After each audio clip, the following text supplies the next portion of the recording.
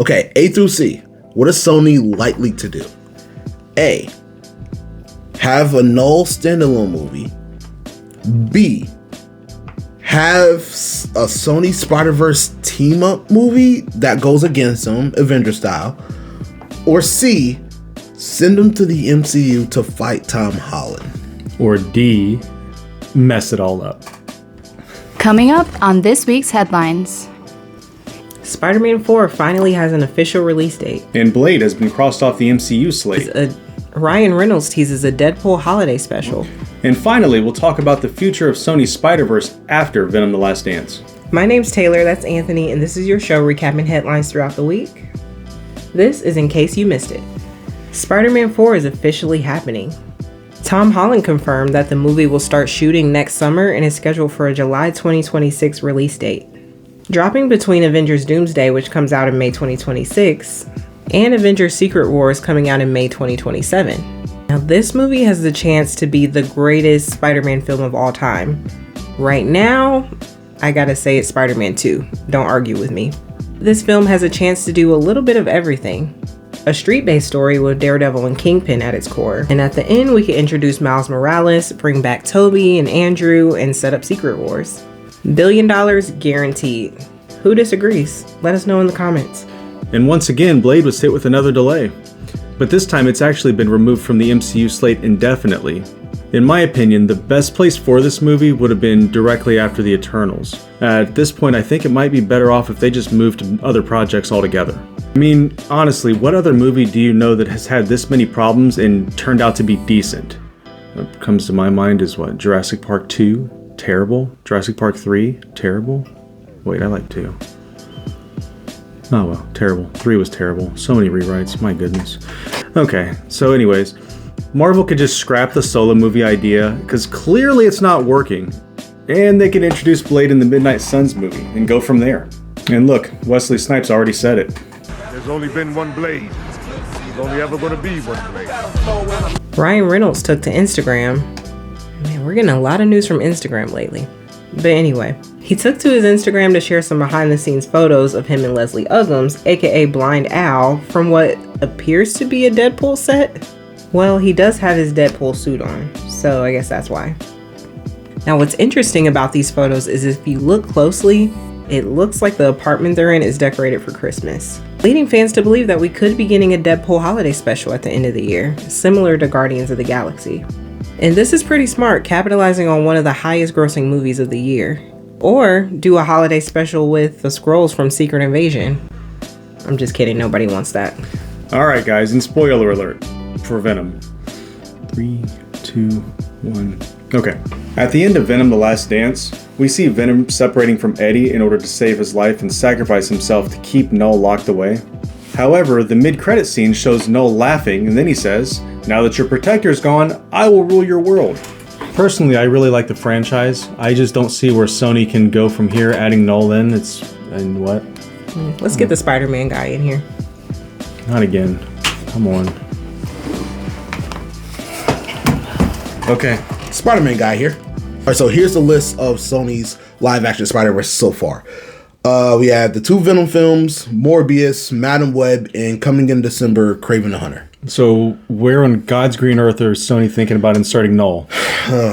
Okay, so here's some of the facts that we know. We know Tom Hardy said that he's basically done playing Venom. He's over it. He did say, however, that he would come back to play Venom if he was going to fight Spider-Man. So that's a crossover I don't see happening anytime soon. I just don't see Kevin Feige agreeing to. I think the MCU wants Venom to be in it, but I can't see them wanting this Eddie Brock. But having Null in it with symbiosis connected to this Venom, It feels like something that they could have set up or should have set up sooner rather than later in the franchise. I think that what the symbiotes have done, being introduced the way they were introduced, has given just a little bit more depth to the movies, because I don't know of an effective way to make a movie about a standalone villain from the Spider-Man show. or movies or back, information, comic books, anything like that, right? You think about the most popular villains that we knew growing up watching the Spider-Man cartoon, right? What? Vulture, Green Goblin, Shocker, maybe Sandman, Doc Ock, and then Venom. But out of all of those, my assertion would be that Venom was the most popular out of every one of them. So I think that they rode this for about as long as they can go. And I don't know that they can continue this on with Tom Hardy as Venom and then still introduce a universal threat like Null. This Venom franchise is critic proof. That's one thing we do know. It is critic proof. I agree. I agree with that. Yeah, because no matter what critics had to say about them, people will go see these movies.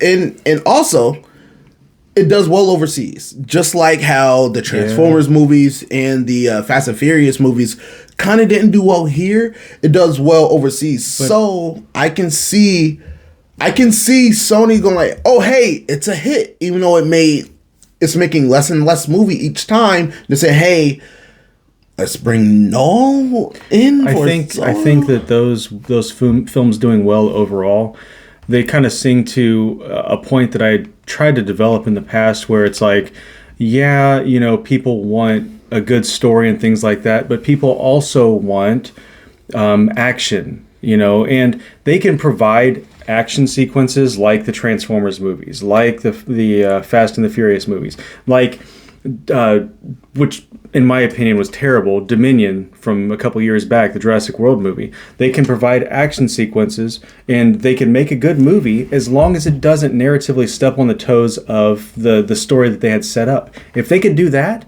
they're going to get people to fill those seats every single time. And it's going to keep making money, and they can keep making more films, because personally, I like this version of Eddie Brock. I like the CGI that they used for this. I like the action sequences. I like all of it. Those are rewatchable movies to me. Maybe the second one, not as much, but the first one and the last one, those movies have rewatch appeal to me. Like I might sit down and just watch those. the big battle at the end. Yeah. Every one of those movies, that they did fantastic with the action sequences.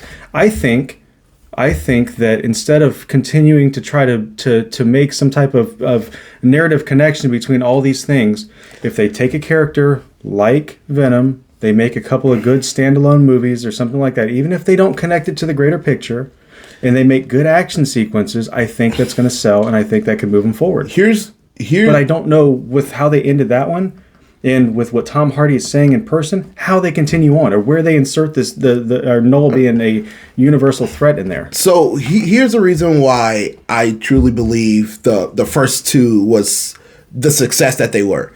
Venom, well-known villain. Yeah, he's connected to Spider-Man. Okay, everybody wanted to see Venom. The second symbiote everybody knows, it's Carnage. Carnage is very violent, mean Red Venom for us. Yes, right? Red Venom. Uninformed folks. A lot of people liked Red Venom, but a lot of us comic book fans, we didn't like what they did with Let There Be Carnage, because we didn't like Carnage be Carnage. Carnage was, they say, let's make him Woody Harrelson and make him make jokes. Okay, so the thing that I don't think the reason why it's going to make this much or as much money is because, they said Null, the average consumer doesn't know Null. Null is relatively a new character. I'm almost positive I told you this when they first announced that to my knowledge, Null was background art on people's laptops.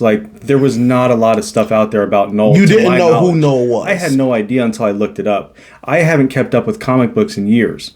If he would have been a character from the 90s and 2000s comic books and things like that, then yeah. When I was real big into buying and reading comics, then yeah. But I had no idea who he even was, honestly. And this is the thing. Null's kind of trajectory is spread throughout the MCU.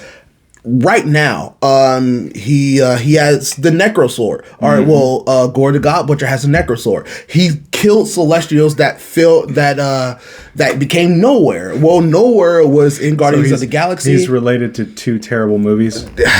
Okay. No. Guardians of the Galaxy. No. I am saying talking about Love and Thunder, and I'm also talking about Celestials. But okay, Eternals. I'm not Eternals. My bad. That's how forgettable it was. But no, I would never. You would never catch me saying that any of the Guardians of the Galaxy movies were bad. Okay, but that's where I feel that this movie is gonna, like, you say no, comic book fans are gonna be like, oh yeah, no. The average consumer, they're just like, oh, a Venom horse is there. The only silver lining to all of this is that if it's another Venom movie that stays true to the action and things like that, it's not going to matter who the villain is. How people are going to watch it. Do you? All right. So final question. From what I told you about No, from what you learned about No. Okay, A through C. What is Sony likely to do? A, have a No standalone movie. B, have a Sony Spider-Verse team-up movie that goes against them, Avenger style. Or C, send them to the MCU to fight Tom Holland. Or D, mess it all up. This has been In Case You Missed It. Don't forget to like, comment, share, and subscribe. And we'll see you next week.